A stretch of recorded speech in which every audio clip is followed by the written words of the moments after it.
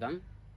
நமது அண்டை நாடான நேபாளத்தில் நடைபெற்றிருக்கக்கூடிய கலவரங்களுக்கு என்ன காரணம் என்பதை இந்த வீடியோவில் நம்ம பார்க்கலாம். நம்முடைய அண்டை நாடான நேபாளத்தோட பிரதமர் எஸ்பி சர்மா ஒலி இன்னைக்கு தன்னுடைய ராஜினாமா கடிதத்தை கொடுத்துருக்காரு. இது ஏன் கொடுத்துருக்காருன்னா, ஆகஸ்ட் 29 அவர் ஒரு ஜிஓ போடுறாரு. நேபாளத்துக்குள்ள ஒளிபரப்பக்கூடிய அத்தனை சமூக வலைத்தள கணக்குகளையும் நாங்கள் தணிக்கை செய்வோம். நீங்கள் எங்களுடைய நாட்டு சட்டத்திற்கு விதிகளுக்கு உட்பட்டு நீங்கள் முறையாக பதிவு செய்யணும்னு நேபாளத்தோட டெலிகாம் மற்றும் இன்ஃபர்மேஷன் டெக்னாலஜி துறை வலியுறுத்தியிருக்கு. இந்த 7 நாள் அறிவிப்புன்றது ஆகஸ்ட் 4 முடியுது. ஆகஸ்ட் 4 வரைக்குமே ஃபேஸ்புக், இன்ஸ்டாகிராம் போன்ற வலைதள கணக்குகள் யாருமே பதியலை.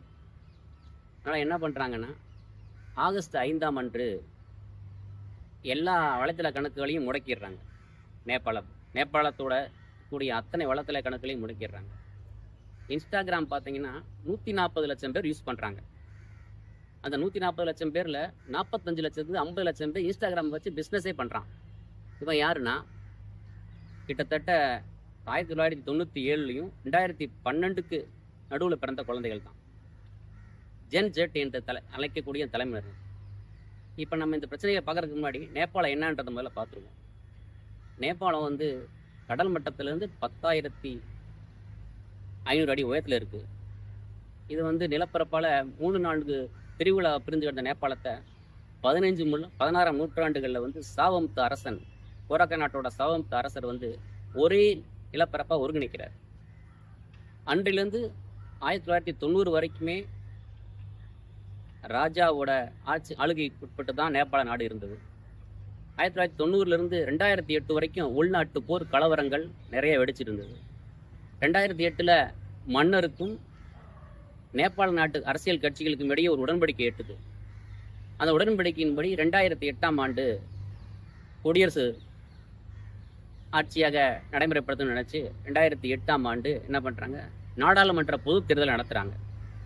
2008 நாடாளுமன்ற தேர்தல் நடத்தி ஜனநாயக குடியரசு நாடாக பிரகடனப்படுத்தப்படுது. அன்றிலிருந்து இன்று வரைக்கும் பல பிரதமர்கள் வந்திருக்காங்க, பல குடியரசுத் தலைவர்கள் இருக்காங்க, அமைச்சர்கள். இன்று வரைக்குமே ஒரு சுயாட்சியான நாடாளுமன்ற குடியரசு கட்சியாக அங்கீகரிக்கப்பட்டு வருகிறது. இப்போது இந்த சமூக வலைத்தளங்கள் முடக்கிறதுக்கப்புறம் இன்று வரை செப்டம்பர் 5 இன்னைக்கு செப்டம்பர் 9 வரைக்கும் போராட்டக்காரர்களுக்கும் பொதுமக்கள் மற்றும் அரசுக்கும் இடையே பெரிய தள்ளுமுள்ளு. காத்மாண்டு முக்கிய நகரங்கள், பல நகரங்களில் எல்லாமே போலீஸுக்கும் அவங்களுக்கும் பயங்கர தகராறு நடந்துக்கிட்டே இருக்குது. இது வரைக்கும் 19 பேர் இறந்துருக்காங்க, 200க்கும் மேற்பட்ட பேர் காயமடைஞ்சிருக்காங்க. இதை செய்தி நிறுவனங்கள் தெரிவிச்சிருக்காங்க. ஆனால் இன்னைக்கு அனைத்து மந்திரிகள் வீடுகள், துணை ஜனாதிபதி வீடு, ஜனாதிபதி வீடு, ஏன் பிரதமர் அலுவலகத்துக்கு கூட போராட்டக்காரர்கள் உள்ள பூந்து கலவரத்தை ஏற்படுத்துகிறாங்க, தீ வச்சு கொளுத்துறாங்க, வாகனங்களை போலீஸை ரப்பர் குண்டில் வச்சு எரிகிறாங்க. ஆனால் இதெல்லாம் பார்த்துட்டு என்ன செய்ய போகிறார் இந்த பிரதமர்னு தெரியல.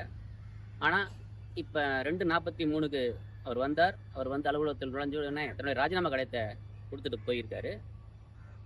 இது என்ன ஆகுன்றதை பொறுத்து பார்ப்போம். நன்றி.